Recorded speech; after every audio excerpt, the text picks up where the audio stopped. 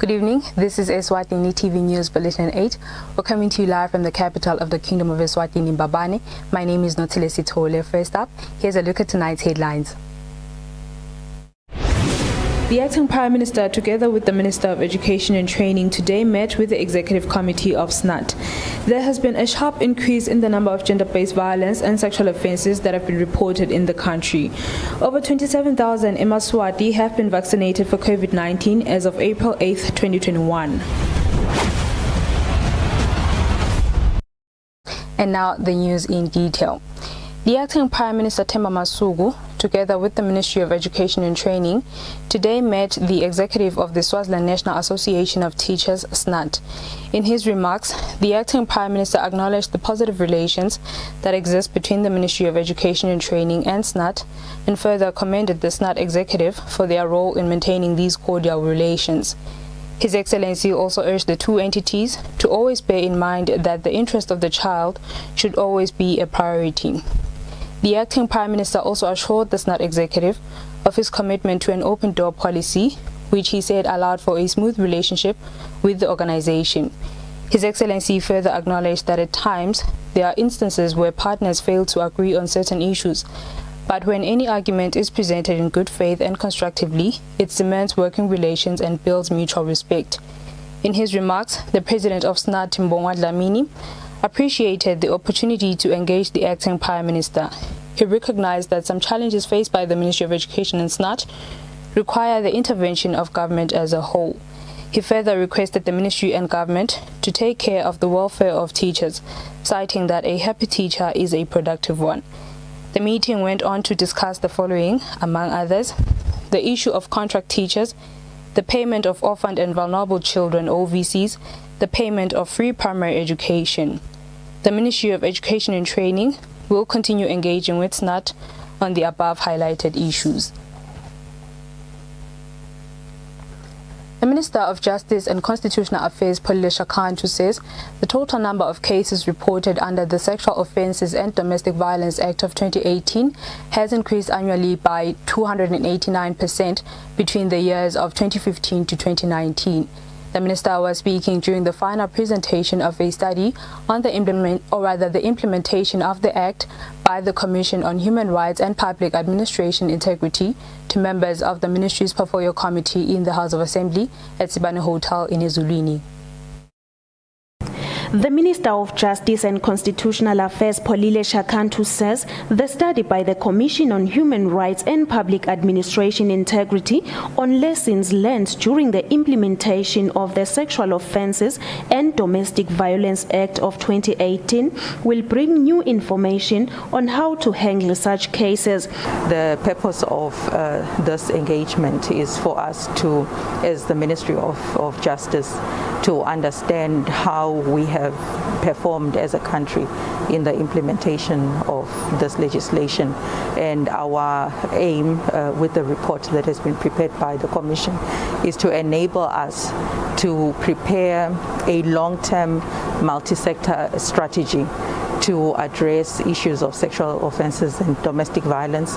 Deputy Commissioner of the Commission, Duduzile Dlamini Nhlengetwa, says the findings and recommendations of the report will help them make better decisions when handling such cases. One of the findings, the major findings, was that there have been a number of convictions based on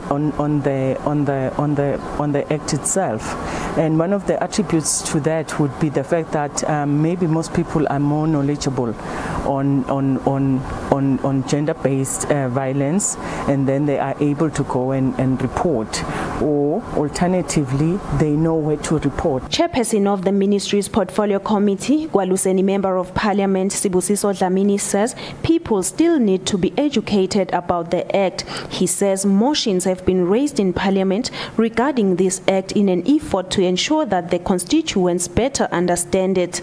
Of the 289% cases, 75% were reported by adults, with 72% of them reported by females.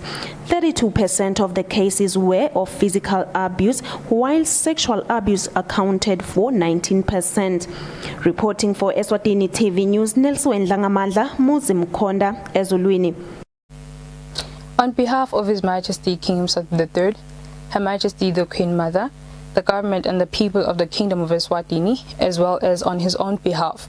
The acting Prime Minister Themba Masuku has expressed deepest condolences and sympathies to Her Majesty Queen Elizabeth II, the government and the people of the United Kingdom of Great Britain and Northern Ireland in learning about the demise of Prince Philip, Duke of Edinburgh, at Windsor Castle today, the 9th of April 2021. Masuku says Prince Philip earned the affection of generations in the United Kingdom, across the Commonwealth and around the world. The acting Prime Minister says it is eMaswati's hope and prayer that the Almighty God comforts the royal court, government and the people of the United Kingdom of Great Britain and Northern Ireland during this dark hour of loss.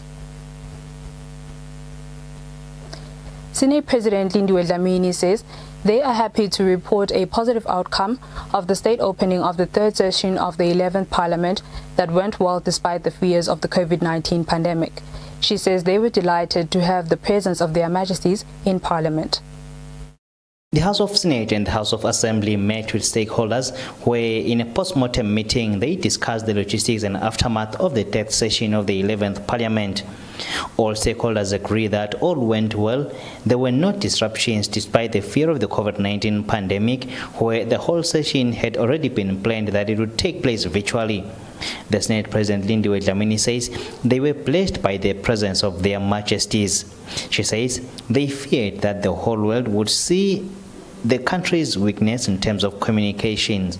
cishe kude la khala khona kepha lokuphakeme kakhulu lengingakuphawula mina kethu lokwaletha inhlokomo nenjabulo lenkulu kakhulu kwaba ukuthi imbube emhlaba kanye nayindlovu yemhlaba bavele banyathele ecathatha bona eParliament utawukhumbula ukuthi bese silungise vele emalungiselelo sasezingeni leliphakeme silungisela yena virtual sisamlungiselela virtual yebo besinako kwesaba lokuthi phela nasiku virtual sesisemhlabeni wonke nakwendeka kuba khona kungahambi kahle kubo network noma sekungasakhona ukuxhumana kahle hle sesibona ngomhlaba wonke ukuthi awula kangwane lisacathuda kodwa ke bekunene bavele bangena ngekhathi kwaba injabulo kwakona lokho kakhulu nje lokubona emakhosi aphinzewe kunene aphefumulele eParliament angisho ke mina kethu ukuthi kuvele nje kwaka security nabo basho lokubathinzako baka media basho nabo lokubathinzako bede kupheka cishe tonke tinhlangothi lokukhulu kade lesiphume nako kube ukuthi asilungiseleni iminyaka lodako sibuke ukuthi yini la singaphakamisa khona emasokisi. She says all stakeholders were delivered as expected. She says going forward, they took home a lesson of working diligently wherever a person is attached and assigned in any field because that resulted in an improved service delivery. She says no one knows when the pandemic will be over. Therefore, we need to be a step ahead in terms of technology, especially the ICT sector in Eswatini. For Eswatini TV News, I'm Gian MCB with Bawetu Chole Mbabane. The Ministry of Health would like to thank eMaswati for their participation in the ongoing COVID-19 vaccination campaign that is still in phase 1, focusing on inoculating healthcare workers, the elderly and those with comorbidities to reduce severe illness and deaths from COVID-19. In a statement issued by the Minister of Health, Nkosi, as of Thursday, 8th of April 2021, they have vaccinated a total of 27,601 people, with the majority of the vaccinations being done in the month of April. The minister says over 9,000 people have been vaccinated in the Hoho and Manzini regions, followed by Lubombo and Chisoleni regions, with over 4,000 vaccinations. A majority of those vaccinated were above the age of 60 years. The minister says of the over 8,000 healthcare workers that registered for the vaccine, 7,937 or 98% of them have been vaccinated from across the 4 regions. The vaccination campaign is ongoing and the Ministry of Health continues to engage with manufacturers of the vaccine to secure additional doses to scale up the campaign to all eligible eMaswati. She says on the 13th of March 2021, they received an initial delivery of 12,000 doses of the AstraZeneca vaccine from COVAX and are expecting the remaining 96,000 doses in May 2021. She says the exact delivery date is yet to be confirmed and will be communicated. The African Union has allocated the country 237,328 doses, 15% of the population, consisting of 43,950 doses of Pfizer-BioNTech vaccine and 193,378 of Johnson & Johnson vaccine, which are expected to be delivered at the end of the second quarter. The country is expecting to receive a donation of 500,000 doses of the AstraZeneca vaccine from AstraZeneca, and discussions are ongoing to confirm a delivery date. The minister says they continue to engage in other bilateral consultations with manufacturers of the COVID-19 vaccines with the aim of sourcing additional vaccine doses through direct procurement with available funds, which include the 200 million emalangeni set aside by His Majesty's government, $15.8 million from the Kirsch Foundation, and $1.5 million from the Republic of China on Taiwan. Bilateral negotiations are also ongoing with the Gamaleya Institute to secure 100,000 doses of the Russian Sputnik vaccine. Furthermore, the ministry says while taking the vaccine is voluntary, they continue to encourage Eswatini to vaccinate to enable the country to reach herd immunity. Lubombo Regional Administrator Themba Msibi and chiefs from the Lubombo region have taken their first jab of the AstraZeneca COVID-19 vaccine on Friday. The vaccination took place at Sitegi Municipal Hall. The Lubombo region chiefs, the regional administrator and other COVID-19 stakeholders started taking the first jab of the AstraZeneca COVID-19 vaccine on Friday. Lubombo Regional Administrator Themba Msibi advised people of the region to take the COVID-19 vaccine as it was verified and approved by the World Health Organization. Sibuye vele siujove lo mjovo lo. Uhulumende angeke asifake wena ngeke asiluthe. Siyabethemba bayabonesa bethu kusibawe into lomsebenzi njengendlela khona. Speaking on behalf of the Lubombo region chiefs, Chief Mvimbi Mate says taking the AstraZeneca COVID-19 vaccine as chiefs is one way of showing their communities that it is safe. Mate urged Eswatini to adhere to all COVID-19 regulations so to curb the spread of the virus.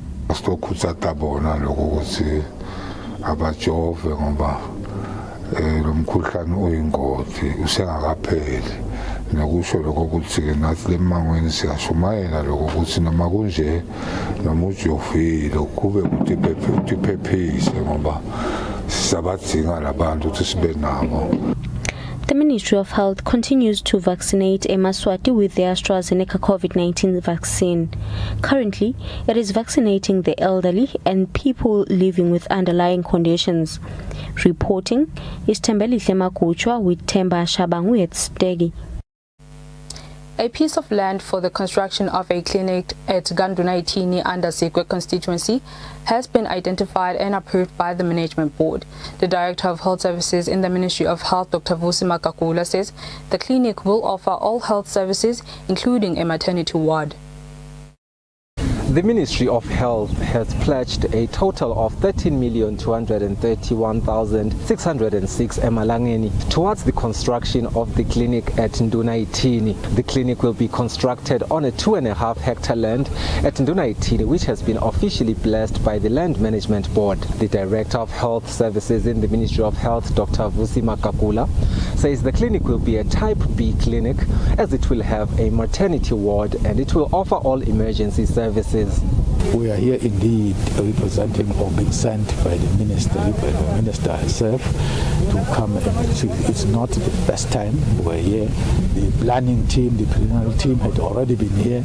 They had already seen the place, but we are here today to confirm, to assure that sooner or later the building will be starting to come up. The ministry is behind this also, is supporting it as this government policy to ensure that people do not walk too long distances to get to a clinic. Member of Parliament of Sikwe constituency, David Ngampalala, expressed gratitude for the much-needed clinic construction. Ngampalala says the clinic will alleviate COVID-19 pandemic anxiety, as well as relieve the community from traveling over 20 kilometers to the nearest hospital.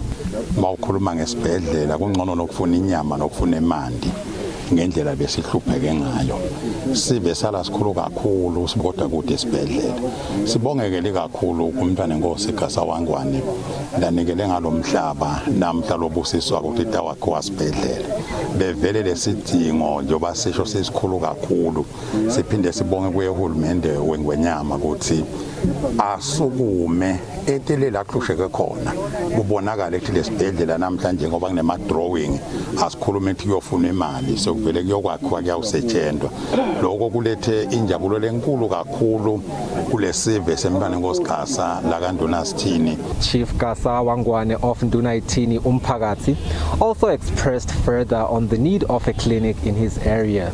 Sibonga kakhulu njengoba sibhedlela ikakhulu sinalo lusito kakhulu emimangweni lapha sikhashane vele lama clinics lapha kulendzawo le. The clinic will bring help to over 3,000 community members of Sigwe constituency. For Eswatini TV News, Sifiso Nxumalo with Muvashongwe Ndunayithini. The National Disaster Management Agency has partnered with the Kenyan Red Cross Society to use the latest drone technology to do an assessment of the damage caused by Cyclone Eloise. This will assist in NDMA's response to those that were affected. The National Disaster Management Agency has partnered with the Kenyan Red Cross in using the latest drone technology in order to get a clear picture of the destruction caused by Cyclone Eloise in Eswatini a couple of months ago. This partnership will help the Disaster Management Agency to analyze and do an assessment as well as collect data and respond to the needs of the people, especially in agriculture and food security. The director of the Early Warning Unit in the agency, Eric Sayama, explains the partnership. Counterparts from the Kenya Red Cross Society to come, because maybe it is believed or understood that they are much ahead in the use of drone technology, to come and capacitate us on the usage and application of drone in the assessments of crop damages and other applications. So I mean, currently they are in the country. The program itself is about 6 to 12 months. So currently the technicians are in the country, and we've surveyed a number of sites to ascertain, maybe to try and establish the extent of damage that could have been attributed or maybe caused by Tropical Cyclone Eloise. So after that, we understand that now we're collecting data so that we can train the data, so to make it understand and simulate the conditions in the country. After which we then use the applicable kind of technology to make future assessments and also maybe rapid assessments where we find that we need to apply a rapid assessment so that we can make informed decisions. The partnership is a 6 to 12 month partnership where they will then respond accordingly with resources permitting. For Eswatini TV News, I'm Kian Msevi with Bawetu Stole Mbabane. The 1 Billion Rising campaign, in its fight against gender-based violence, has taken an initiative of working at different community levels across the country to educate and counsel gender-based violence victims. Director of the 1 Billion Rising campaign, Condolences, says gender-based violence is a prevalent issue that needs to be addressed consistently. The gender-based violence campaigns are already in action in 3 communities, Buhlebuyeza in the Hoho region, at Gadlovunga, Shiselweni region, as well as Zomboza in the Manzini region.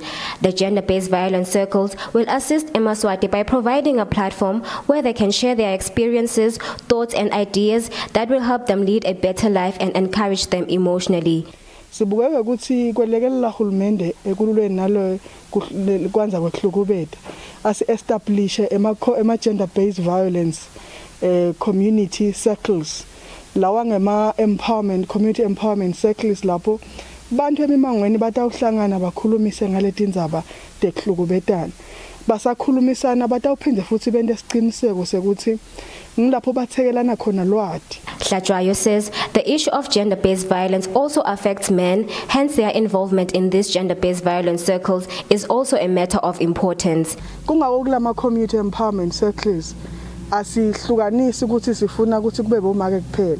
So kulama circles la emangweni sitaba nathola igungu lapho kutaba kukhuluma bobabe, kukhuluma bomake, kukhuluma nebantu labasha. Sendela ini ke sendela ukuthi kube bethe lo salele emuva ngoba nasikhuluma ngendzaba yekuhlukubeta isishaya sonke isithinta sonke. These circles will also enhance economical, political, and social issues as they continue to introduce them in more communities. Reporting for Eswatini TV, Nomalungelo Jele and Temgosi Mavimbela at Mbegelweni.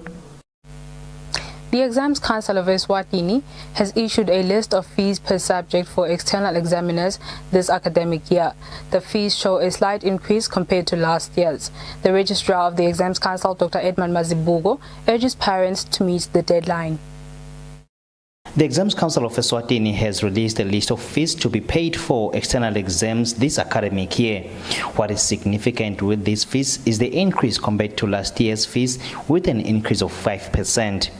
The deadline of the payment of fees as well is the 30th of June this year.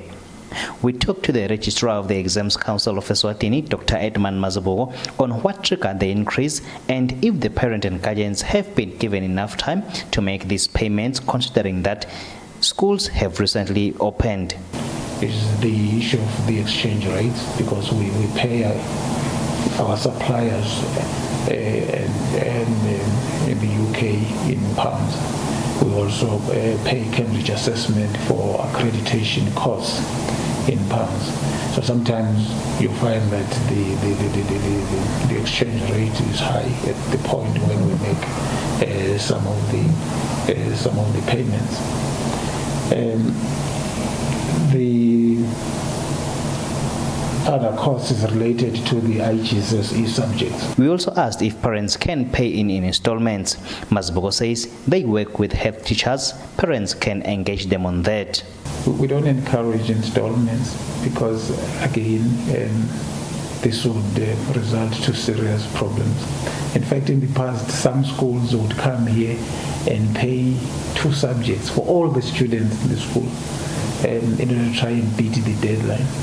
But then come very late to pay for the outstanding subjects, and this creates, a lot of problems. Would like, if possible, for the payment of exam fees, to come as per the number of subjects. He then advised private candidates to be cautious of the deadlines as well. He says it would be unfortunate if there would be parents who wouldn't have paid by August this year. For Eswatini TV News, I'm Kian MCB with Bawetu Stole, Ezulwini. Government recalls all civil servants who are working from home due to the COVID-19 pandemic to report for duty on the 12th of April 2021. The Principal Secretary in the Ministry of Public Service, Sipotsabete, says recalling the civil servants is in line with the establishment of Circular Number 2 of 2021. The report issued by the Principal Secretary in the Ministry of Public Service, Sipotsabete, says that the circular is issued following government's recent policy direction to review restrictions previously imposed on certain sectors of the economy in the wake of COVID-19. The report says it is important to revive public service delivery through opening up and accelerating service to the general public. Tabete says the underlying principles is to ensure and safeguarding of public service delivery, while also ensuring that all precautionary and preventative measures are accelerated to continue controlling the spread of COVID-19. The Principal Secretary says government acknowledges that COVID-19 is still a threat to life and therefore encourages all public servants to continue observing all COVID-19 precautionary measures to avoid spreading or contracting the virus. Tabete says all employees are instructed to physically report for duty in accordance with government's general orders and any other relevant policies. Tabete says reporting for duty on weekly rotational basis may be permitted by principal secretaries and head of departments in instances where it is important to adhere to all COVID-19 regulations. Tabete further stated that all operations and or departments classified as essential services are expected to continue to be fully operational, including all officers working under the following departments, which is all uniformed forces, all healthcare services, fire and emergency services, meteorology department, and water services, as well as the COVID-19 task teams, both at regional or national levels. Tabete says it is the responsibility of the employer to ensure that all employees adhere to the provisions of the circular and ensure that all policies governing public employees are applied. Tabete further states that the employer shall take full responsibility to safeguard proper implementation of the circular and to institute disciplinary actions against employees who disregard its provisions. Tabete also stated that all parties should desist from demonstrating discriminatory behaviors against employees affected and infected by the COVID-19 virus. Tabete further stated that employees are expected to report on duty on the 12th of April 2021. For Eswatini TV News, Sondomlangeni in Babane.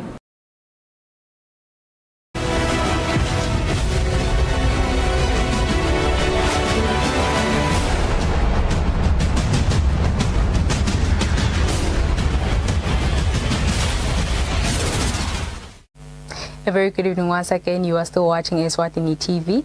Here's a look at our sports news. Babane Highlanders assistant coach Siyabonga Bembe says they are getting used to playing their MTN games in the absence of their loyal supporters who normally contribute to their victories by motivating the players from the stands. Bembe was speaking during a press briefing at Sikwaka House ahead of their game against Manzini Seabirds this coming Saturday at the Mavuso Sports Center. MTN Premier League games return to action this coming weekend with Mbabane Highlanders facing Manzini Seabirds at the Mavuso Sports Center. Highlanders assistant coach Siyabonga Bembe says players are already used to play in the absence of the club's loyal supporters who normally contribute to their victories. Sesijwayele ngicabanga badlali sebakhule ku-adapta kudlala without ama-fans, so I think it's Bembe says if they are to be defeated in the league, they will not put the blame on the absence of the supporters, since it is a situation that is happening globally. National team, so badlalile without my friends, sidlalile i-league when last year, even now, so adapting. Manzini Seabirds head coach Gcina Dlamini says for them every game is 50-50 in the absence of the supporters. I like the technical bench, even some of their players, I like them, but without the fans I think we're at 50-50. It will come for nothing that we are big. Without the fans, I think we are all equal. It depends on the coaches as to how they want to plan to have their tactical plan and how the players will implement the plan. The game will be played at the Mavuso Sports Center from 1 p.m. Later at 3:30, Manzini Wanderers will take on struggling Milling Hotspurs. At Mayaluga Stadium, Tambuti will face Moni Pilots, while Young Buffaloes will take on Tabangolo Keris. At the Kilani Stadium in Pixpeak Black Swallows will take on Mhlume Peacemakers, while in another titanic clash, Nhlangano Royal Leopards will take on Mbabane Swallows. For Eswatini TV Sports, Fabrice Msonera with Linda Dlamini, Mbabane. Well, that's all we had for you this evening. Before we conclude, let's have a look at tonight's headlines. The acting Prime Minister, together with the Minister of Education and Training, today met with the Executive Committee of SNUT. There has been a sharp increase in the number of gender-based violence and sexual offences that have been reported in the country. Over 27,000 in Eswatini have been vaccinated for COVID-19 as of April 8, 2021. And that brings us to the end of our bulletin for the evening. Up next is the weather update from us here at Eswatini TV. As always, thank you for tuning in. Good night.